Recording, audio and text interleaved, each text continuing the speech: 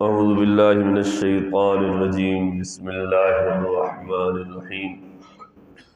آج کا درس سورہ بقرہ کی آیت نمبر 208، 209 اور 210 پر مشتمل ہے، جو دوسرے پارے کے 9ویں رکوع کی آخری 3 آیات بنتی ہیں، اور انہی آیات پر دوسرے پارے کا پہلا نصف مکمل ہوتا ہے۔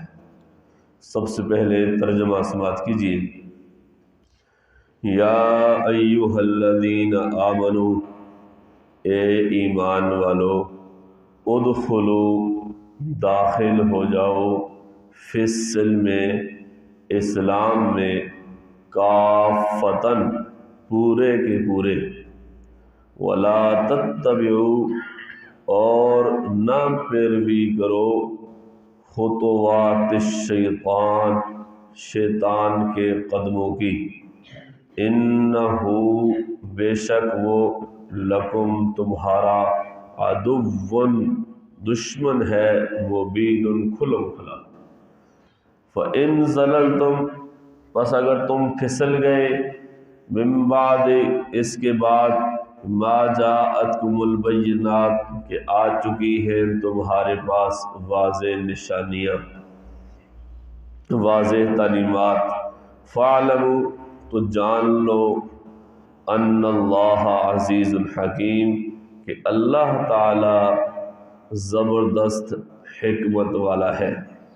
هل ينظرون، یہ لوگ نہیں انتظار کر رہے، الا ان یأتیہم اللہ، مگر یہ کہ آ جائے ان کے پاس اللہ تعالی، فی غلل، سائبانوں میں، سایوں میں، من الغمام، بادلوں کے، والملائکۃ، اور فرشتے بھی، وقضی الامر، اور فیصلہ کر دیا جائے، وَإِلَى اللَّهِ تُرْجَعُ الْأُمُورُ، اور اللہ ہی کی طرف لوٹائے جائیں گے تمام معاملات۔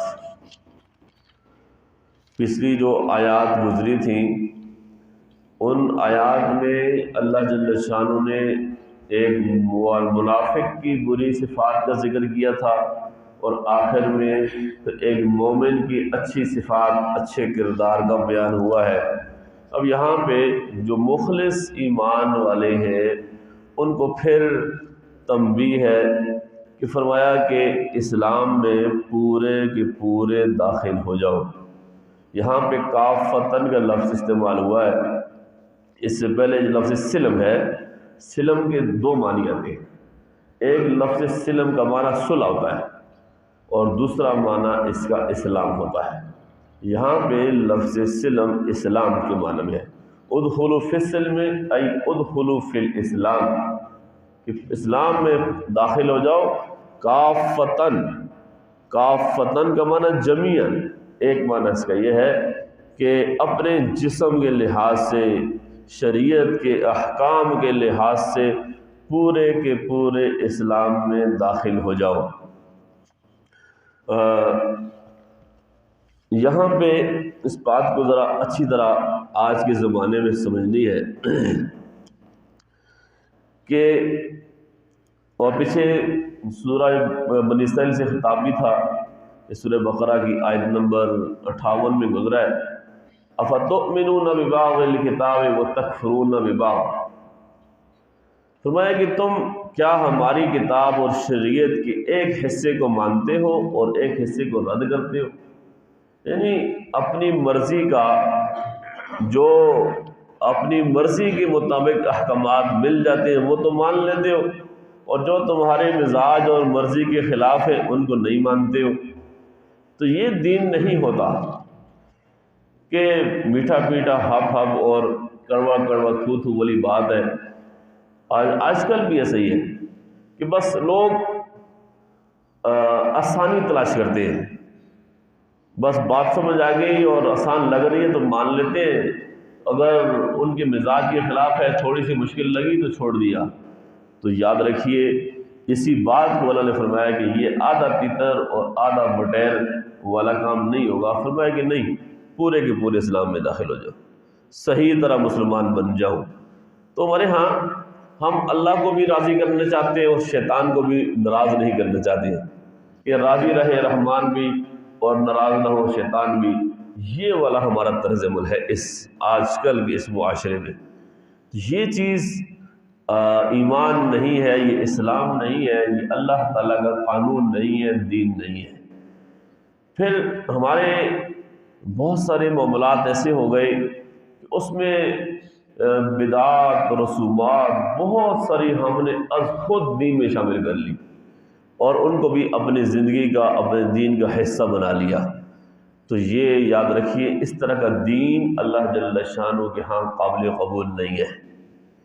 ہم یہ چاہتے ہیں کہ ہماری مرضی بھی چلتی رہے اور ساتھ ساتھ بس ادھر بھی چلتا رہے، ایسا نہیں ہوگا۔ اسی طرح ایک اور معنی بھی ہے، انسان کا ظاہر اور باطن اور عقیدے اور عمل میں کسی قسم کا تضاد نہ ہو۔ دل میں اور بات ہے، زبان پر اور بات ہے، عقیدے کا اظہار کچھ کر رہا ہے، عمل کچھ کر رہا ہے، یہ والی بات بھی نہیں ہونی چاہیے، اور یہ والی بات بھی اللہ جل شانہ کو ناپسند ہے۔ پھر انسان کا کوئی عمل اسلام کے احکامات کے خلاف نہ ہو، چاہے اس کو کوئی بات اس کی سمجھ میں عقل میں آتی ہے یا نہیں آتی۔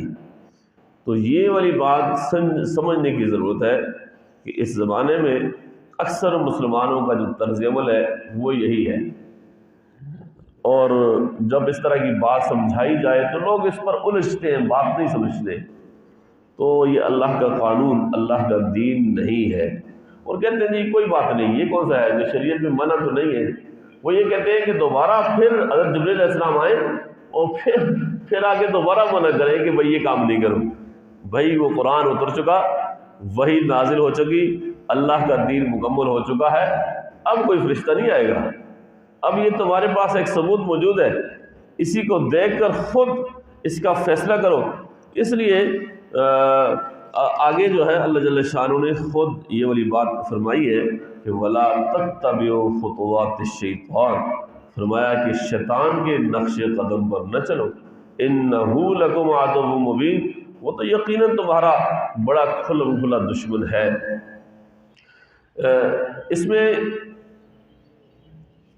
دلیل کے طور پر بعض یہودی جو پہلے یہود تھے اسلام لے آئے، ان کا واقعہ بھی تفاسیر میں لکھا ہوا ہے۔ حضرت عبداللہ بن سلام رضی اللہ تعالیٰ عنہ پہلے یہودی عالم تھے، پھر اللہ جل شانہ نے ان کو اسلام کی توفیق بخشی، مسلمان ہو گئے۔ اور بھی کچھ لوگ یہودی تھے وہ مسلمان ہو گئے، تو ان کی جو یہودی مذہب ہے شریعت موسویہ ہے، اور ہمارے دین میں کچھ باتوں کا فرق ہے۔ ان کے ہاں ہفتے کا دن مقدس دن تھا، اس دوران ہفتے کے دن کوئی بھی دنیاوی کام نہیں کر سکتے تھے، کوئی کاروبار، کوئی زراعت، کوئی دکانداری، کوئی بھی چیز، حتیٰ کہ یہاں تک لکھا ہے کہ چولہا بھی گرم نہیں کیا جا سکتا تھا، اس حد تک ان پر پابندی تھی۔ پھر ان کے دین میں اونٹ کا گوشت نہیں کھانا تھا، منع تھا، دودھ اونٹ کا استعمال نہیں کر سکتے تھے۔ جب یہ لوگ مسلمان ہو گئے تو انہوں نے، اور اسلام میں تو اس طرح کی کوئی چیز نہیں ہے کہ ہفتے، اسلام میں تو جمعہ کا دن مقدس ہے، اور پھر یہ ہے کہ اسلام میں اونٹ کے گوشت دودھ سے منع بھی نہیں کیا ہوا بلکہ حلال ہے۔ تو اب انہوں نے یہ سوچا کہ ہم ایسا کرتے ہیں، چونکہ ہمارے اسلام میں اونٹ کا گوشت کھانا فرض نہیں ہے، حلال ہے، جس کی مرضی چاہے کھائے نہ کھائے۔ ہفتے کے دن کی جیسے ان کے ہاں تعظیم لازم تھی، ہمارے ہاں بے تعظیمی بے اکرامی لازم نہیں ہے۔ تو انہوں نے کہا کیوں ہم ایسا کریں کہ ان دونوں دینوں پر عمل کریں، کہ اسلام میں ہم داخل ہو گئے، یہ بھی چلتا رہے، اور جو ہمارا دین میں ہفتے کا دن مقدس تھا ہم اس کی تعظیم بھی اسی طرح کریں، اور اونٹ کا گوشت کھانا چونکہ اسلام میں فرض تو نہیں ہے، حلال ہے، ہم اسی طرح اونٹ کا گوشت نہیں کھائیں گے۔ تو یہ والی بات جب انہوں نے طے کی تو اللہ جل شانہ نے فرمایا کہ نہیں، ادخلوا فی السلم کافہ، یہ ایسا نہیں ہوگا آدھا تیتر آدھا بٹیر، آدھا دین تم وہ یہودیت والا، وہ موسیٰ علیہ السلام والا اختیار کرو اور آدھا ایسا کرو، ایسا نہیں ہوگا۔ اب تم نے اس کو چھوڑ دیا اور وہ دین ویسے ہی منسوخ ہو گیا، اسلام میں آ گئے ہو تو آدھے نہیں پورے کے پورے داخل ہو جاؤ۔ تو یہ ہمارے لیے بھی سبق ہے اس بات میں کہ بھئی پورے کے پورے اسلام میں داخل ہوں گے تو تب ہمیں فائدہ ہوگا، تب ہم پھر اللہ جل شانہ نے جو ہم سے جنت میں انعامات کا وعدہ کیا ہوا ہے وہ پھر تب پورا ہوگا۔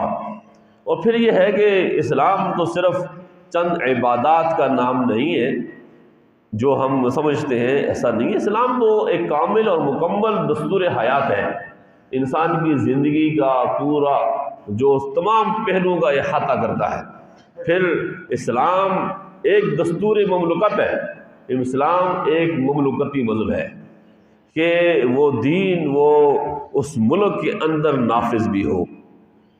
یہ بدقسمتی ہے ہماری کہ ہم نے اس ملک کو اسلام کے نام پہ حاصل بھی کیا، اور ہمارے جتنے بھی بانیان تھے پاکستان کے سب نے بات بڑی صراحت کے ساتھ کہی ہے کہ اسلام کا پاکستان کا جو دستور آئین ہے وہ اسلام ہے، وہ قرآن ہے، اس سے باہر نہیں ہے۔ لیکن آج تک ہم وہاں تک پہنچ نہیں سکے، بس جو آتا ہے وہ بات تو کرتا ہے لیکن حقیقت میں ایسا ہوتا نہیں ہے۔ تو اسلام ایک انقلابی مذہب ہے، تو اس حوالے سے بھی ہم ابھی تک اسلام میں پوری داخل نہیں ہوئے۔ ایک تو ذاتی حوالے سے کہ ہر شخص اپنا جائزہ بھی لے، اور ایک اس حوالے سے کہ ایک مملکت میں ہمارے ہاں ابھی تک اسلام نہیں آیا اور ہم مکمل طور پر اس میں ابھی تک کامیاب نہیں ہو سکے۔ اللہ کرے کہ ہمارے اس مملکت کا جو دستور ہے وہ اسلام کے مطابق ہو جائے۔ پھر اللہ نے فرمایا کہ فَإِن زَلَلْتُم مِّن بَعْدِ مَا جَاءَتْكُمُ الْبَيِّنَاتُ، فرمایا کہ اگر تم پھسل گئے اس کے بعد بھی کہ تمہارے پاس واضح تعلیمات آ چکی ہیں، اب سب کچھ تمہیں بتا دیا گیا ہے، اور اسلام نے قرآن نے کوئی بھی چیز نہیں چھپائی، زندگی کے ہر پہلو سے بات کی ہے۔ جہاں کوئی بات تھوڑی سی مجمل ہے اس کی تفصیل احادیث کے اندر موجود ہے، اگر پھر بھی کسی کو سمجھ نہیں آیا تو فقہ کے اندر موجود ہے، لیکن بہر کیف پورے کا پورا ہمارا جو دین ہے وہ بالکل واضح ہو گیا ہے۔ اب اس واضح دین آ جانے کے بعد بھی کوئی آدمی اگر نہیں سمجھتا اور اس دین کو اس طرح قبول نہیں کرتا تو اس کے لیے اللہ جل شانہ کی طرف سے بڑی سخت قسم کی دھمکی ہے۔ فرمایا کہ فَاعْلَمُوا أَنَّ اللَّهَ عَزِيزٌ حَكِيمٌ، فرمایا کہ جان لو اللہ تعالیٰ تو بڑا زبردست ہے، حکمت والا ہے، کہ اس کی حکمت ہے کہ وہ فوری طور پہ پکڑتا نہیں ہے، ڈھیل لیتا ہے انسانوں کو سمجھنے کی تاکہ وہ لوگ باز آ جائیں، لیکن اگر باز نہیں آتے تو پھر اس کے پاس پکڑ بھی ہے۔ تو اس لیے فرمایا کہ عزیز بھی ہے، زبردست ہے، وہ اس کی پکڑ سے کوئی باہر نہیں جا سکتا اس کی گرفت سے، اور حکیم بھی ہے، وہ فوری طور پہ پکڑتا نہیں، جب پکڑتا ہے تو پھر کوئی اس کو چھوڑا بھی نہیں سکتا۔ پھر اس لیے جنت اور دوزخ کا جو معاملہ رکھا وہ اس لیے رکھا ہوا ہے، اور پھر اس سے اگلی جو بات ہے وہ اس سے بھی سخت ہے۔ فرمایا کہ هل ينظرون الا ان ياتيهم الله في ظلل من الغمام والملائکۃ وقضی الامر، فرمایا اب یہ لوگ دین اسلام کے واضح احکامات اور تعلیمات کے آ جانے کے بعد بھی اگر یہ اسلام میں داخل نہیں ہوتے، اس دین کو اس طرح قبول نہیں کرتے، تو اس کا مطلب تو یہ ہے کہ یہ منکرین صرف یہ چاہتے ہیں کہ اللہ جل شانہ اور اس کے فرشتے وہ بادلوں کے سایوں میں خود آ جائیں، جب وہ خود آئیں گے تو تب مانیں گے، اس بات کا انتظار کریں گے۔ تو فرمایا کہ اگر ایسا ہو جائے تو پھر تو فیصلہ کر دیا جائے گا۔ تو اللہ جل شانہ اس دنیا میں اس طرح جیسے یہودیوں نے کہا تھا نا کہ لن نؤمن لک حتی نری اللہ جہرۃ، اور موسیٰ علیہ السلام نے کہا کہ جب تک ہم اللہ کو سامنے نہ دیکھیں ہم ایمان نہیں لائیں گے۔ تو اللہ فرماتے ہیں کہ شاید اب بھی لوگ اسی بات کا انتظار کر رہے ہیں کہ اللہ تعالیٰ خود آ جائے تب ہی ہم مانیں۔ تو فرمایا کہ یہ خواہش ان کی ٹھیک نہیں ہے کہ جو چیز قیامت کو ظاہر ہونے والی ہے وہ آج ظاہر نہیں ہو سکتی۔ اب یہ وہ جو آیت ہے مفسرین فرماتے ہیں کہ یہ آیت متشابہات میں سے ہے، اس کا حقیقی معنی مفہوم کہ اللہ کس طرح آئیں گے وہ اللہ ہی جانتا ہے۔ ایک اجمالی سی بات فرمائی ہے کہ اللہ اس کے فرشتے کس طرح آئیں گے سائبانوں میں سایوں میں، اتنی سی بات تو ہے کہ قیامت کے دن اللہ جل شانہ اپنا ظہور فرمائیں گے، 70,000 پردوں کے اندر اللہ جل شانہ کی تجلی ہے، وہ پھر تجلی کا ظہور ہوگا۔ اب جو کیسے ہوگا اس کی پوری تفصیل وہ بیان نہیں کی اللہ جل شانہ نے، صرف یہ بتایا مختصر سی بات ہے۔ اور پھر فرمایا کہ وَإِلَى اللَّهِ تُرْجَعُ الْأُمُورُ، تمام کے تمام معاملات وہ اللہ ہی کی طرف لوٹائے جاتے ہیں۔ سب اعمال کا حساب کتاب ہوگا، سب چیزیں اللہ جل شانہ کے ریکارڈ میں، انسان جتنے اعمال کرتے ہیں، جو مانتا ہے جو نہیں مانتا، جو جس طرح مانتا ہے، جو جتنا مانتا ہے، وہ سب لکھا ہوا ہے۔ تو اس لیے جو شروع میں بات کہی ہے، پورے درس کا جو خلاصہ ہے وہ یہی ہے، ادخلوا فی السلم کافہ، کہ پورے کے پورے مسلمان ہو جائیں۔ ہماری ابھی تک ہم خود دیکھ لیں، جائزہ لیں کہ ہمارے گھر میں کتنے اسلام ہیں، میری ذات کے اندر کتنے اسلام ہیں، میرے دفتر میں کتنے اسلام ہیں، جس میں ادارے میں ہوں وہاں کتنے اسلام ہیں، جس مسجد میں ہم ہیں وہاں کتنے کے اسلام ہیں، جو ہمارا محلہ ہے اس میں کتنے اسلام ہیں۔ اس سب چیزوں کو سوچنا چاہیے۔ اگر اور کامیابی اسی میں ہے کہ جب پورے کے پورے جب ہم اس اسلام میں داخل ہو جائیں گے، اور اسلام تو چونکہ ایک دستور حیات ہے، تو اس اپنی زندگیاں اس کے مطابق گزاریں گے، بنا لیں گے، تو پھر اللہ جل شانہ نے کامیابی کا وعدہ کیا۔ اللہ جل شانہ سمجھ کر عمل کرنے کی توفیق نصیب فرمائے۔ وآخر دعوانا ان الحمد